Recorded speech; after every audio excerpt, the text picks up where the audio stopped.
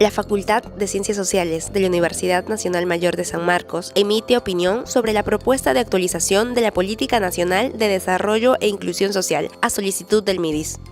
Dicha opinión se expresa a través de observaciones críticas y recomendaciones emitidas por los docentes de posgrado siguientes: el Dr. Gonzalo Alcalde, coordinador de la Maestría Política Social, Gestión de Proyectos; la ex ministra Carmela Vildoso; y el Dr. Honoris Causa Alejandro Kusianovich. El presente informe, de carácter audiovisual, cumple públicamente con lo solicitado y simultáneamente sirve a los procesos de enseñanza, aprendizaje e investigación académica tanto del pregrado como del posgrado de esta casa de estudios. El Dr. Julio Mejía, decano de la facultad, agradece al Ministerio de Desarrollo e Inclusión Social la oportunidad para verter opinión académica sobre el particular. Primero, me parece que hay unos avances interesantes en el tema, más en el ámbito conceptual. Me parece muy importante que se ha incorporado, por ejemplo, dentro de los intereses directos del MIDIS, atender la pobreza urbana, que es una cantidad igual o mayor de personas en situación de pobreza que en el área rural, que es donde se ha priorizado en los últimos 20, 25 años. Entonces eso me parece importantísimo porque, digamos, es un fenómeno que tiene factores distintivos, que tiene distintas razones por las cuales las personas caen o salen de la pobreza. Así que es muy importante eso y me parece muy bien que haya una nueva estrategia para ese tema. Otro tema que significa un cambio importante es la incorporación como población de interés de un segmento muy grande, que es la población en situación de vulnerabilidad. Que, digamos, el término vulnerabilidad se ha usado hace mucho tiempo, pero acá significa algo muy concreto, que es la población que no está debajo de la línea de pobreza, pero que está en situación de precariedad, donde fácilmente, con algún shock, podría caer en la pobreza. Y esto son millones de peruanos. Si juntamos la población pobre y la población en situación de vulnerabilidad, estamos hablando de más de la mitad de la población peruana, muchos de los cuales han sido considerados, digamos, entre comillas, clase media, personas que han surgido de la pobreza, pero que en verdad tienen una serie de carencias como para realmente sentir que están ejerciendo plenamente sus derechos y que están en una situación de, digamos, de protección mirando el futuro. El problema que yo veo con respecto a eso es que representa un gran desafío en la práctica y que no veo exactamente todavía cómo es que se va a asumir ese desafío. Creo que en lo cuantitativo el desafío es que la población que ahora va a atender directamente el MIDIS como ente rector de la política social, o directamente o en coordinación con otras instituciones, va a pasar de ser la población en pobreza extrema, o como máximo la población en situación de pobreza, o sea, el 20% de la población, a la población pobre, más la población vulnerable, que estamos hablando más de la mitad de la población. Entonces, definitivamente, hay un salto cuantitativo en a quienes tienen que atender los programas del MIDIS. Igual con la pobreza urbana. Estamos hablando de una cantidad más o menos igual de la población en situación de pobreza que está en las ciudades y de la que está en el campo. Entonces, hay un salto cuantitativo en cuántos tienen que atender el MIDIS, cuántas personas tienen que atender, significa cómo se van a expandir los programas, cuánto dinero más necesitan, cuántos recursos humanos necesitan más. No veo muchas pistas sobre eso acá. Obviamente no tiene que ser el detalle, pero no queda claro exactamente cómo este enorme desafío que se está asumiendo va a ser enfrentado. Y por digamos, el aspecto cualitativo, es que, por un lado, los programas que ya existen van a tener que adecuarse a atender a otras poblaciones, ¿no? Juntos no solo va a ser para ver poblaciones rurales o periurbanas, sino también poblaciones en situación de pobreza en las ciudades. ¿Cómo va a cambiar eso? Digamos, hay todo este tipo de cambio, qué nuevos programas van a tener que aparecer, pero hay algo que me parece más desafiante aún, que es que ya cuando uno está hablando de más de la mitad de la población que es pobre o vulnerable, ya no estamos hablando de algo que es principalmente un enfoque focalizado, sino un enfoque más cercano al universalismo, más a tener que coordinar mucho más de cerca con los sectores sociales, como educación, como salud, y estar atendiendo a las personas que no están en pobreza, sino darles las herramientas, darles los activos para que no caigan en la pobreza. Yo creo que es un trabajo distinto el que va a tener que empezar a hacer el MIDIS, adicionalmente al que ya está haciendo. Entonces, yo creo que tendría que haber más pistas sobre cómo va a cambiar la institucionalidad, cómo van a cambiar los programas, y como decía antes también, cómo van a acceder a esos mayores recursos, cómo van a coordinar con estas instituciones, más allá de que validen las estrategias o consulten de vez en cuando. Yo creo que se requiere algo mucho más permanente. Y entonces, evidentemente, ahí la recomendación es que empiece a haber, digamos, algún trabajo como para que el siguiente plan refleje, digamos, cómo se va a abordar esos nuevos desafíos. Porque si no queda simplemente como palabras interesantes, con una conceptualización mucho más integral de lo que es la política social, pero creo que sería una pena que quede solo en eso. Yo creo que sí debe haber intención de que sea abordado algo de manera mucho más ambiciosa. Y un tema adicional para finalizar es que al inicio del documento se reitera el compromiso de este gobierno, que desde la campaña presidencial se asumió, de la revolución social, entre comillas. Y la revolución social, muy bien, definitivamente involucra la lucha contra la pobreza, pero también se dice específicamente en el documento que también involucra la lucha contra la desigualdad.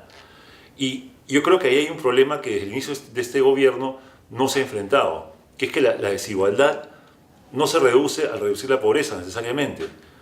No son lo mismo, ni tampoco necesariamente una aumenta o disminuye en función de la otra. Un país puede ser perfectamente, digamos, igualitario, la desigualdad puede ser cero y todos ser pobres. O también puede haber un país donde hay muy pocos pobres, digamos, según estándares internacionales, como Estados Unidos, por ejemplo, pero donde hay una gran desigualdad. Y la desigualdad es un problema de por sí, que es reconocido, por ejemplo, en la Agenda 2030 de Naciones Unidas hay un ODS que es sobre reducir la desigualdad. O sea, es un tema ya aceptado a nivel mundial. Incluso el Fondo Monetario Internacional tiene recomendaciones de tipos de políticas que hay que enfrentar, que hay que implementar para enfrentar la desigualdad. Ahí hay un gran vacío. Se habla al inicio de que el MIDIS trabaja en esa área, pero no dice nada de qué tipo de políticas van a usarse específicamente para enfrentar la desigualdad. Y ahí hay temas que obviamente tienen que ver con educación, con salud, con los dos sectores con los que ya trabajan, pero hay otros sectores que deben estar involucrados y que ya ahí también hay un gran desafío, ¿no? Una de las recomendaciones que recuerdo en este momento es, por ejemplo, del Fondo Monetario Internacional, ¿no? Sin ir muy lejos, digamos, de las instituciones más, convencionales a las que podríamos aludir. Ellos recomiendan que se revisen las políticas tributarias de los países para enfrentar la desigualdad. Yo no he escuchado que se hable nada de eso y eso es una de las grandes herramientas para ese tipo de temas. Entonces, ¿en qué medida el MIDIS, como ente rector de la política social, va a empezar a abordar esos temas? ¿O simplemente el anuncio de que se va a enfrentar la desigualdad va a quedar en decir vamos a disminuir en la medida en que disminuimos la pobreza? Porque yo creo que si es así, es insuficiente. Entonces, yo creo que sí debería haber, la recomendación sería que se empiece a pensar algún conjunto de medidas, de estrategias entre varios sectores que efectivamente apunten a enfrentar la desigualdad y no solamente como un tema anexo a la lucha contra la pobreza, sino como un tema de por sí importante. Mi primera observación se refiere a la sección dirigida a tratar la población objetivo. No se menciona la palabra focalización, hasta donde recuerdo, pero está implícita. Hay una identificación de dimensiones que son las que permiten precisar cuáles son las vulnerabilidades que se van a señalar. Se señala que se considera como población objetivo a aquella que tiene 3 o más privaciones o carencias. Yo recuerdo haber leído otros documentos en los cuales se hacen cortes de población según aquel porcentaje de población que está afectado por 3 o más, diferenciándolo de aquel segmento que está afectado por 2 o más. Me parecería interesante hacer esa diferenciación, incluso si la política se propusiera como objetivo dirigirse solamente a aquella que tiene 3 o más, pero entendiendo que hay un universo más concentrado que, aunque no llega a tener esas 3 o más, sin embargo sigue siendo vulnerable. En segundo lugar, también dentro del punto sobre población objetivo hay un acápite donde se señala: considerando las características individuales de las personas y hogares, la población objetivo está conformada principalmente por hogares en los que el jefe de hogar o su cónyuge tiene lengua materna originaria, hogares en los que el jefe de hogar no sabe leer ni escribir, y hay otros dos aspectos más. A mí me parece que en el segundo aspecto, donde se señala hogares en los que el jefe de hogar no sabe leer ni escribir, debería decirse, como en el primer caso, hogares en los que el jefe de hogar o su cónyuge no sabe leer ni escribir. Porque ¿qué pasa si se trata de un hogar donde hay una pareja y él sabe leer y escribir, pero su señora no? Pero la carencia de ella es una carencia que va a afectarla y va a afectar también a los niños a los cuales ella le toca criar. Entonces creo que esa ausencia no es menor y que tiene que ver con hasta qué punto el enfoque de género está permeando este análisis de la población objetivo. Afinar la definición de la población objetivo, que quizás no cambie el mapa. Hay un mapa ahí que colorea a los departamentos según el grado en el que están afectados por determinadas carencias, pero sí permitiría profundizar más en las carencias y en aquello que hay que hacer con determinados sectores de población. Creo que como el último punto es un punto más bien institucional, que es el de gestión articulada, orientada a resultados. Creo que sería interesante que la política aterrice en un análisis sobre el presupuesto que ha estado a disposición de la política social en el último quinquenio y cuál sería una proyección del incremento deseable para realizar los objetivos que se proponen. A ver, las observaciones críticas vienen de las cosas afirmadas, ¿no? Por ejemplo, cuando en el texto se insiste que se dirige a los pobres, eso me levanta a mí una serie de interrogantes. Una de ellas es entonces el MIDIS, es el Ministerio de los Excluidos, de los expulsados, de los que no cuentan, de los que no tienen peso. Entonces, es bien que diga que una población prioritaria es aquellos que llamamos los sectores empobrecidos, pero a mí me deja como que un ministerio está en función de lo que no camina, en función del conjunto de la ciudadanía, a la que además en la introducción alude el texto que ellos han mandado. Pero también me parece a mí de que uno de los elementos, no sé si cuestionables, pero por lo menos que me abren un interrogante, es que se puede hablar de revolución social sin tocar el modelo civilizatorio dominante hoy en este país. Yo creo que es un saludo un poco en el aire, y yo creo además que hay un elemento a revisarse, ¿no? Hay el empleo de un lenguaje que parece que naturaliza todo. Por ejemplo, cuando dice que los jóvenes puedan de una manera adecuada y oportuna concurrir o concursar o competir, la palabra no es exacta en el texto, en el mercado laboral. Entonces, es como para decir, el mercado está ahí, va a depender de las capacidades que se hayan podido desarrollar. A mí me parece que en el fondo hay también una tendencia, yo diría, a que el MIDIS se considere como el gran ingeniero social. Necesitamos ingenierías sociales sin tocar las estructuras globales, sin preguntarnos por qué modelo finalmente de país es el que tenemos. A mí me parece que eso, esta política presentada por el MIDIS, para nada invita a una actitud crítica.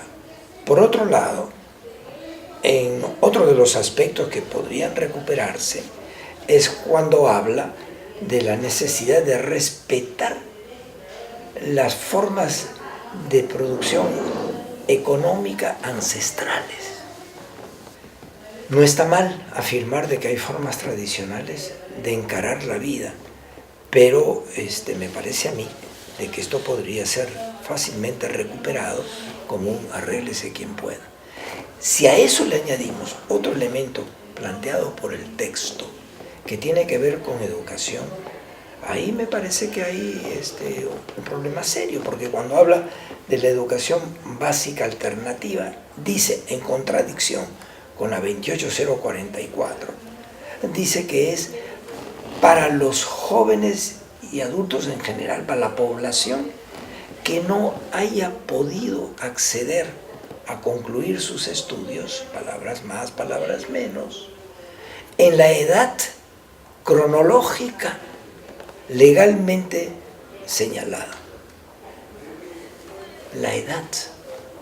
No estamos en un cambio del criterio de lo que entendemos por edad cronológica hoy, después de toda esta revolución informática en que los niños ya manejan cosas que antes estaban reservadas casi para el mundo adulto, lo que lleva a algunos a hablar de la desaparición de la infancia o de la pronta llegada, por así decir, del mundo adulto, lo que algunos llamaron adultez prematura, ¿no es cierto? Creo además de que la perspectiva de hablar de una estructura de oportunidades, si estas estructuras de oportunidades se van a reducir a programas de transferencia, que está marcado en la propuesta, de transferencias monetarias directas, ¿no es cierto? Mi preocupación personal es de si una estructura de oportunidades significa que ofrezcamos proyectos para entregar dinero y que después la gente hasta cierto nivel se arregle. Yo no digo, es fácil decirlo desde donde uno está sentado, pero para quien está al borde de una situación absolutamente inhumana, bienvenidos los soles que te lleguen. Pero no estoy hablando de esta situación límite, estoy hablando de como estrategia política en materia social, si es que los famosos proyectos de entrega directa de dinero son realmente una respuesta a esta estructura de oportunidades. Y cuando habla de oportunidades, me parece que es interesante. Habla de la importancia de que la población en el límite de la pobreza pueda, gracias a sus capacidades, lograr las competencias necesarias para poder encarar la situación de pobreza. Colocar el trabajo al lado de la droga, de la delincuencia y del abandono de los estudios, etc., me parece que es una vez más volver a recalcar una estigmatización. Aunque menciona, muy de pasada, a los muchachos privados de libertad, no dice una sola palabra sobre las poblaciones en situación de calle.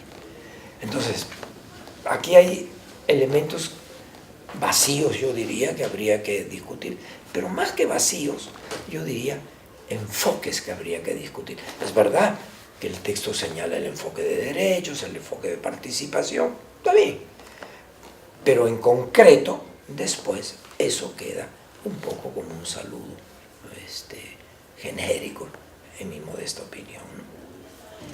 Entre lo que habría que sugerir, si de sugerencia se puede hablar, es que en efecto, y a mí me pareció positivo que haya habido una consulta con la academia, porque la academia está obligada, por su propia vocación de estar al servicio de la sociedad, en mi opinión, está obligada a incentivar en las propias aulas una preocupación por los problemas sociales que vive el país. De tal modo que esto pueda canalizar estudios, investigaciones, convenios, congresos, debates, para ilustrar también cosas que no están hechas o insuficientemente abordadas. Entonces, lo que el MIDIS ha hecho al consultar a la academia es un acto protocolar o es parte de una estrategia de decir cómo la academia contribuye a que el país pueda nuclear, pueda visualizar y pueda incentivar la investigación, el estudio, la producción de tesis, de monografías, de informes, etcétera, que nutran una política social con mayor consistencia, yo diría. Y yo sí creo que los asesores que han ayudado a preparar esta propuesta tendrían que ser también personas con capacidad de interlocutar con sectores de la academia. Yo tengo que reconocer que no siempre la academia está muy concentrada en los problemas inmediatos, formales, en algunos aspectos, ¿no es cierto? Y que se producen cosas de mayor y largo aliento posiblemente. Pero aquí me parece que en materia social tenemos una serie de facultades, educación, medicina, psicología, etcétera, etcétera, en todas nuestras universidades, no solo en las nacionales, sino en general, que me parece estamos huérfanas de una propuesta que articule a este tipo de ministerios elementos para poder discutir propuestas como la que se ha señalado. No es para mañana, pero es que hay que armar, así como se habló aquí de estructuras de oportunidades, yo hablaría de estructuras de pactos consistentes para poder contar no solamente con un mejor conocimiento del fenómeno social, sino de propuestas a esos fenómenos. Y yo sí creo que la academia está en condiciones de poderlo hacer si se canalizan los esfuerzos, si se canalizan los talentos que están acumulados en estos centros de producción de pensamiento, ¿no? Alejandro, una última asunto. ¿Alguna otra cosa que, a tu entender, no has visto en el documento y no has logrado plantear ahora, hasta el momento, pero que te parece que podría ser importante que esté en la actualización de políticas? A ver, una cosa que sí me parecía interesante en el documento y que casi ha sido apropiada por el sector salud, tanto física como salud mental, ¿no? Que es esta perspectiva de la importancia del cuidado. Esto me parece importante. Entonces, incluir sin una política del cuidado, como se dice en el texto, a mí me parece que es un elemento interesante colocado, pero insuficientemente desarrollado. Este es un punto que creo habría que trabajar un poco más, ¿no? Porque el cuidado tiene que ver evidentemente con el mundo educativo, pedagógico, no solamente con el acompañamiento social o con el acompañamiento médico, psicológico. Me parece a mí de que aquí hay un elemento interesante. El segundo que tiene que ver, y el documento de alguna manera hace bien en señalarlo, cuando habla de que hay que distinguir, somos un país que tiene que tomar en cuenta el territorio. Esto es clave. Y que no puede haber una política estándar con un país tan diverso, tan heterogéneo, territorial como poblacionalmente. Eso me parece que es un acierto en el documento, pero que no se ve después cómo se maneja eso dentro, suficientemente por lo menos, dentro de una propuesta que pareciera prescindir de lo señalado en parte del análisis o de las consideraciones generales, pero que no revierten después en las políticas concretas que habría que diferenciar.